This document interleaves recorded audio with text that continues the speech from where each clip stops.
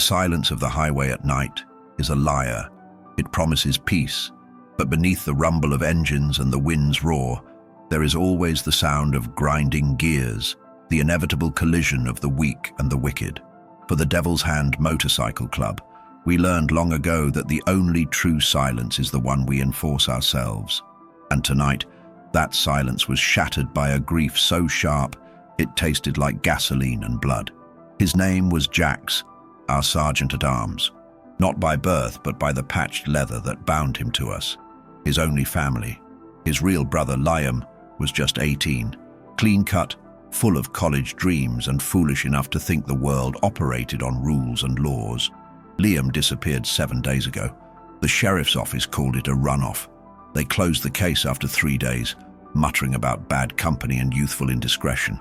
They didn't know Liam. They certainly didn't know JAX. JAX is a storm. A man built from concrete and fury, the kind of man who walks through fire just to feel the heat.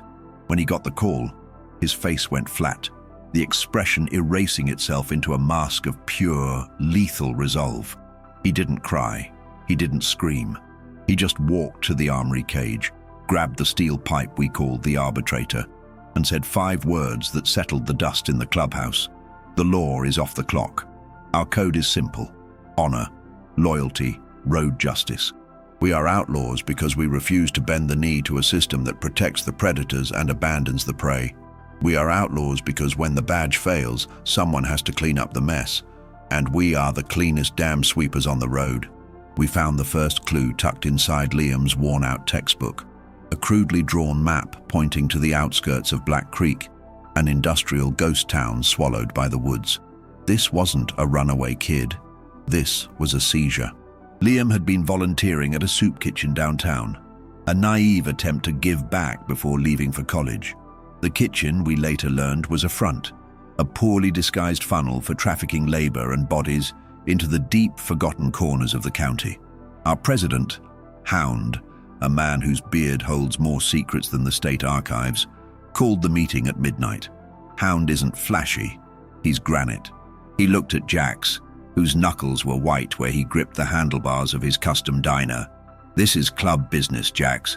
We go in together. No lone wolf moves."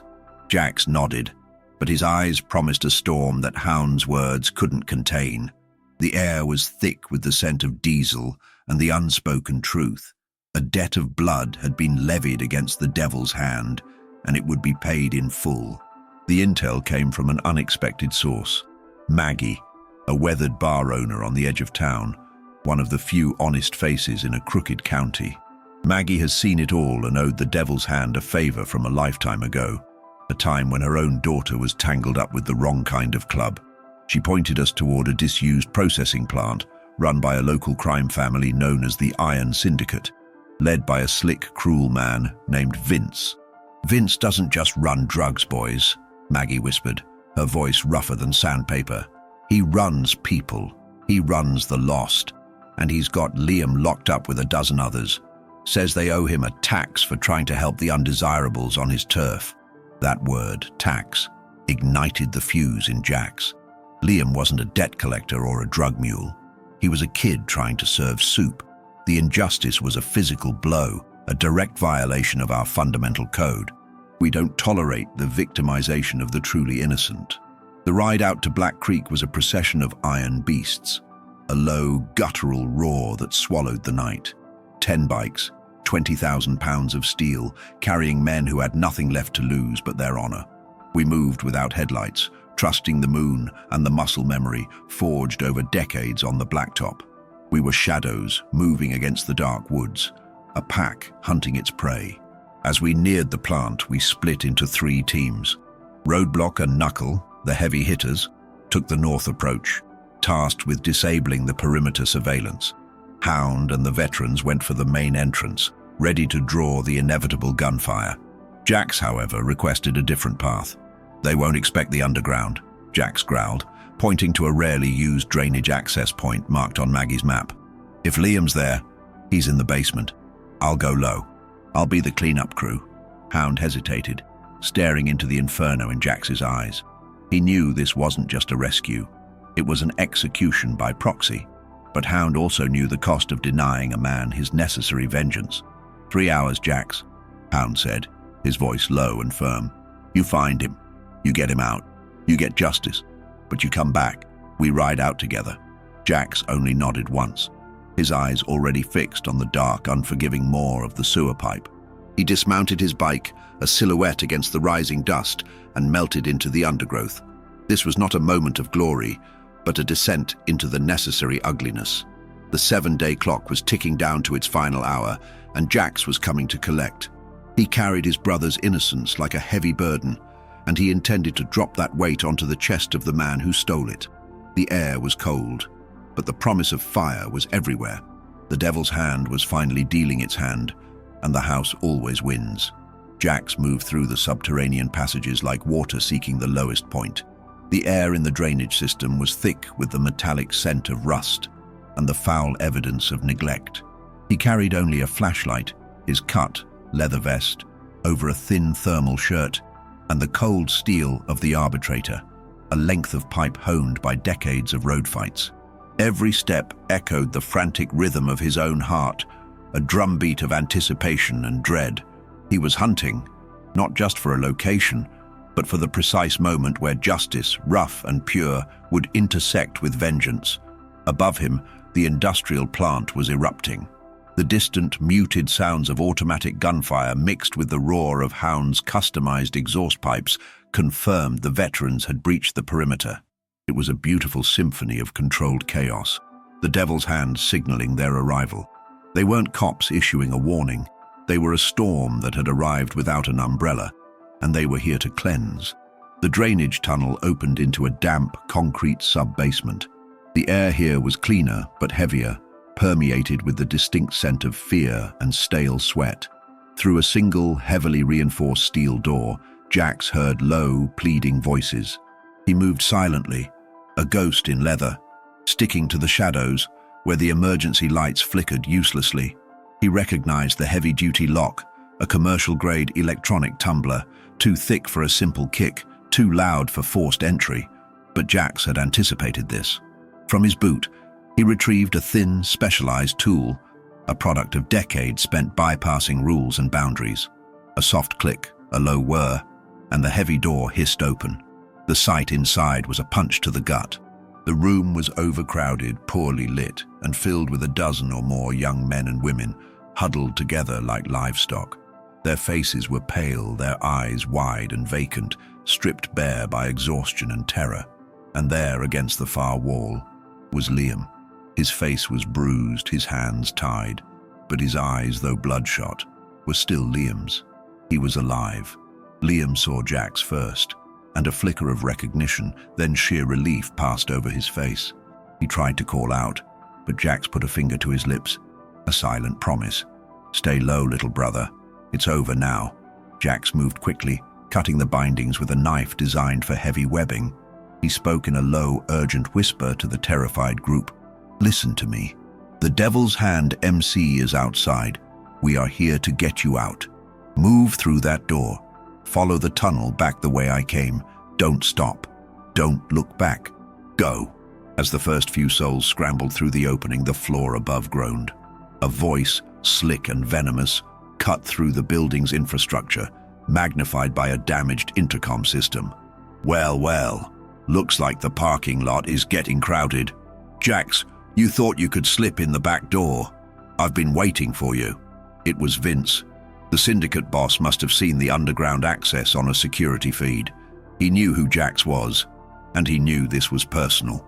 "Your brother is fine for now," Vince's voice cackled, echoing down the air vents, "but he's going to watch me break you, just like I broke his college fund. Stay right there, or the kids get it first."